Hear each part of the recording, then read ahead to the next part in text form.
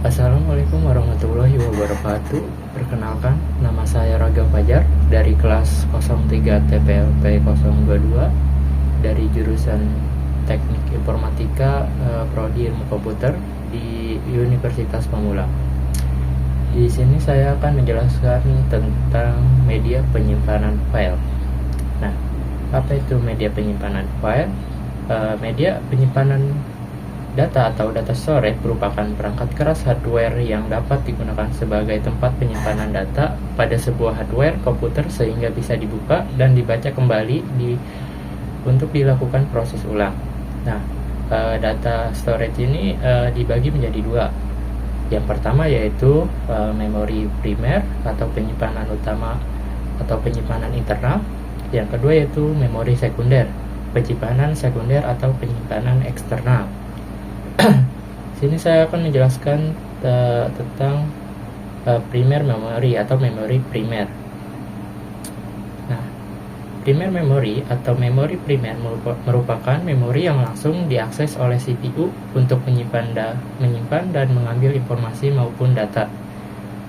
Memori primer juga disebut sebagai RAM atau Random Access Memory.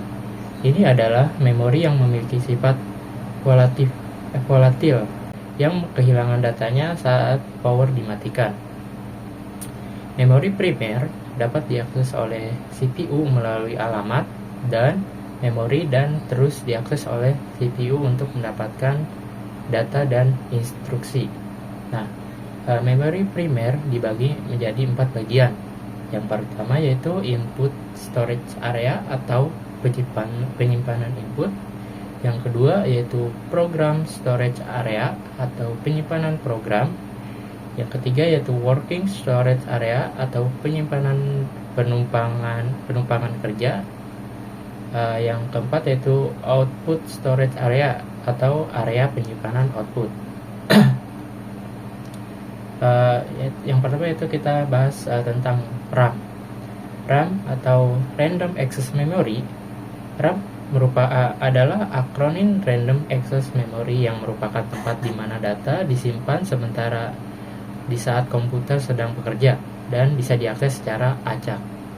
Nah, peran RAM ini cukup penting karena fungsinya sangat diperlukan untuk mengelola data yang masuk ke dalam memori. RAM ini sendiri bersifat volatil, yang artinya ketika listrik padam maka file data atau program akan hilang jika listrik terputus atau padam. Nah, di sini RAM itu memiliki beberapa jenis. Yang pertama yaitu DRAM atau Dynamic Random Access Memory. DRAM adalah sebuah memori semikonduktor yang membutuhkan kapasitor sebagai sarana untuk memproses data. DRAM dalam strukturnya menggunakan satu transistor dan kapasitor. Hal tersebut membuat DRAM mempunyai kepadatan yang baik. DRAM sendiri mempunyai gelombang kerja di antara 4, MHz sampai 40 MHz. Yang kedua yaitu RDRAM atau Rambus Dynamic Random Access Memory. Pada tahun 1995 RDRAM pertama diperkenalkan. RDRAM memiliki kecepatan 600 MHz per second. Pada 1996 kecepatannya naik 700 Mbps dan pada tahun 1997 naik ke 1, Gbps. RDRAM mulanya dibuat untuk komputer dengan prosesor Pentium 4. Yang ketiga yaitu ada SDRAM, Synchronous Dynamic Random Access Memory. SDRAM adalah sebuah RAM yang mempunyai kecepatan yang lebih tinggi jika dibandingkan dengan RAM yang lain. Kecepatannya berkisaran antara 100 MHz sampai 133 MHz. Dari fisiknya sendiri terlihat memiliki 2 slot di bagian bawah. RAM ini nantinya dimasukkan ke bagian slot di mainboard komputer yang mampu memuat memori dari 6 MB sampai 1 GB. Yang keempat yaitu ada EDORAM atau Extend Data Out Random Access Memory. EDORAM diperkenalkan pada tahun 1995 dan mempunyai kecepatan yang lebih tinggi untuk membaca dan mengirim file data dibandingkan RAM lainnya. EDORAM memiliki slot sebanyak 72 pin, sangat cocok digunakan oleh seluruh komputer Pentium. Selanjutnya itu FPM DRAM atau First Phase Mode DRAM. FDM RAM merupakan awal dari DRAM. Kecepatan maksimumnya untuk mengirim change L2 hampir 176 Mbps. FPM berjalan di gelombang 6 MHz sampai 16 MHz sampai 66 MHz. Selanjutnya yaitu SRAM atau Static Random Access Memory. SRAM dibuat dari semikonduktor yang artinya tidak membutuhkan kapasitor, dan karena komponen ini hanya menggunakan transistor atau kapasitor tanpa kapasitor, kinerjanya menjadi lebih cepat. SRAM memiliki kecepatan yang sanggup menyaingi kecepatan prosesor 500 MHz. Lanjut, ada PGRAM atau biasanya disebut PGA card, Video Graphic Random Access Memory. PGRAM atau yang bisa disebut PGA card diperuntukkan sebagai penyimpanan pixel untuk paparan gambar atau grafik. Penggunaan PGRAM yang memberi tampilan gambar maupun video yang cukup baik dan meringankan beban prosesor. Lanjut, ada DDR SDRAM, double atau panjangannya yaitu Double Dead Red SDRAM. DDR SDRAM merupakan RAM yang mempunyai kecepatan yang cukup baik dibandingkan jenis lainnya. DDR SDRAM ini dapat mengeksekusi dua instruksi secara bersamaan. DDR SDRAM ini memiliki slot 184 pin dengan konsumsi listrik yang cukup kecil.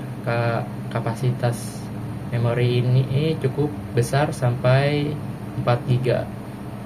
Selanjutnya itu ada Flash RAM atau Flash RAM Random Access Memory adalah memori yang kapasitasnya rendah.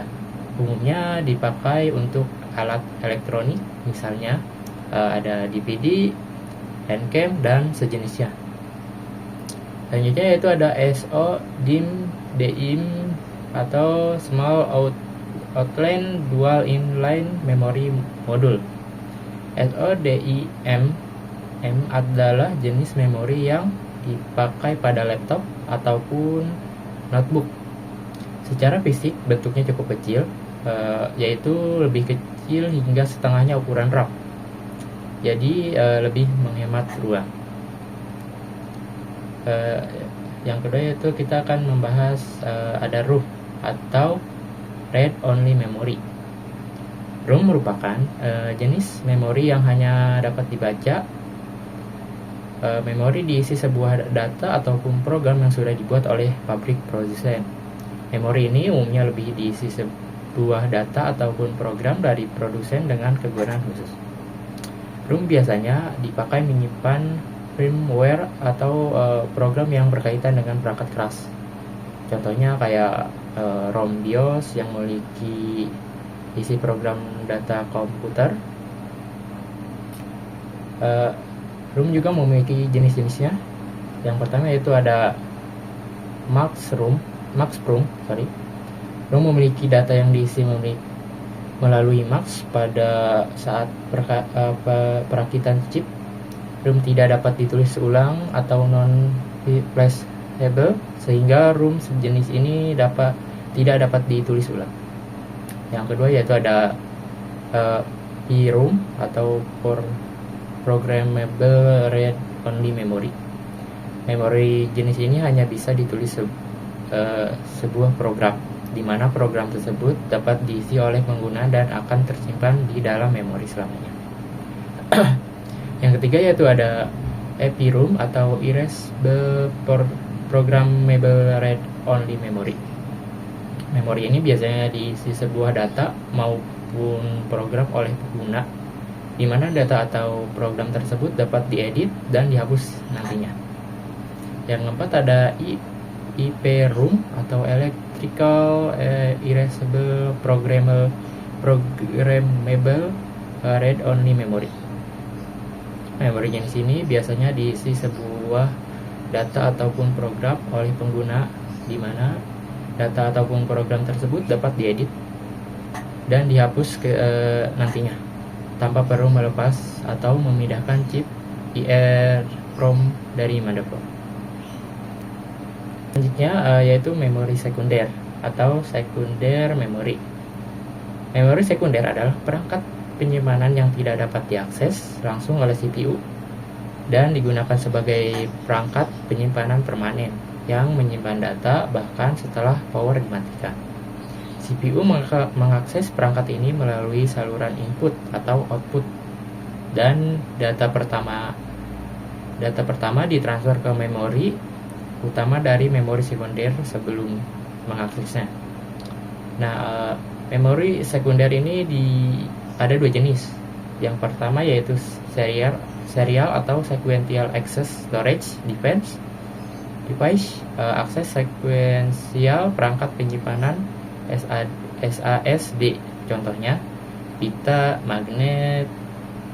magnetic, paper tape, dan kartu berlubang. Yang kedua yaitu ada direct access storage device, akses langsung perangkat penyimpan di ASD. Contohnya yaitu ada piringan magnet, disket, dan penyimpanan massal. Cukup sekian penjelasan dari saya. Kurang lebihnya mohon maaf. Wassalamualaikum warahmatullahi wabarakatuh.